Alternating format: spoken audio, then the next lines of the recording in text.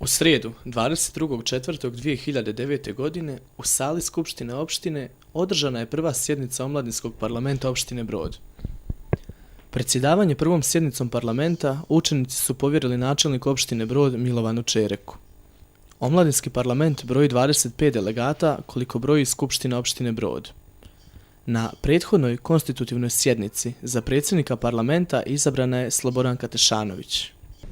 Cilj je sprovođenje demokratskih procedura učenika i samih srednjoškolaca omladinaca da se uključe u rad, da promijene nešto u našem gradu što smatraju da nije kako treba ili nije u skladu sa nekakvim zakonima ili nešto, da se uključe sa vlastima, da komuniciraju sa lokalnom zajednicom, sa upravom, da se oslobode svih tenzija koje imamo prema političarima i to je uglavnom naš cilj. Koliko danas u opštini Brod broji članova parlamenta? Broji 25 članova jer smo mi preslikavali našu skupštinu, u opštinu Bosanskog Broda. Sve mora biti kao u našoj pravoj skupštini opštini. Sporazumom između Sandes Dubrovnik Grup i opštine Bosanski Brod dana 13.6.2008. osnovan je Omladinski parlament. A da bi sve bilo na vrhunskom nivou, pobrinula se gospođa Mira Jeremić, profesor u srednjoj školi, koja je ujedno i koordinator ovog parlamenta. Pa prvo ću nešto da kažem uopšte kako je došlo do održavanja ove sjednice. 13.6.2008. godine naša opština je potpisala sporazum sa norveškom grupacijom Sandes Dubrovnik u kojoj smo se obavezali da ćemo mi u svojoj opštini formirati omladinski parlament. Prošle godine smo i posjetili Norvešku i tamo smo prisustvovali njihovom omladinskom parlamentu gdje smo vidjeli kako realizacija teče i 4 opštine u Republici Srpskoj su dobile da organizuju omladinski parlament. To je Modriča, Derventa, Srbac i među njima i Brod. Juče je održana sjednica u Modriči, a danas je u Brodu.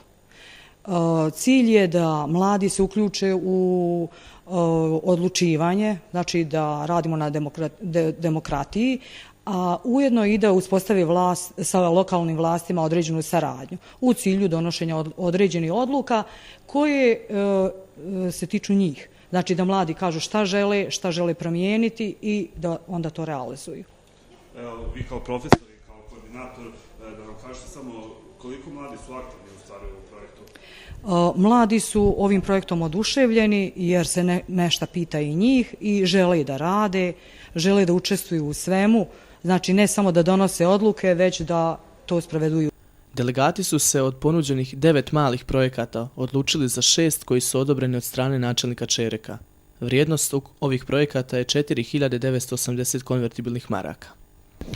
Kada je riječ o velikim projektima, između 3 ponuđena projekta, ugostitelji žele ugostiteljsko, želim da čitam i sa tehnikom ka znanju, delegati su se opredijelili za drugi projekat, želim da čitam, ukupne vrijednosti 4.864 konvertibilne marke. Ovim projektom se planira opremanje školske biblioteke kako bi fond knjiga bio dovoljan za potrebe svih učenika. Pa tačno, evo, na molbu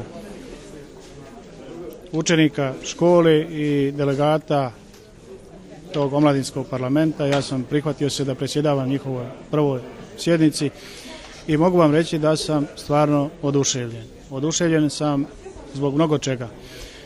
Zbog njihove ozbiljnosti, zbog kvaliteta projekata koje su nudili, zbog izražene želje da mijenjaju život nabolje i uslove življenja ovdje u Brodu i puno toga, a istakao sam već to i pred njima, sam danas naučio i ja od njih.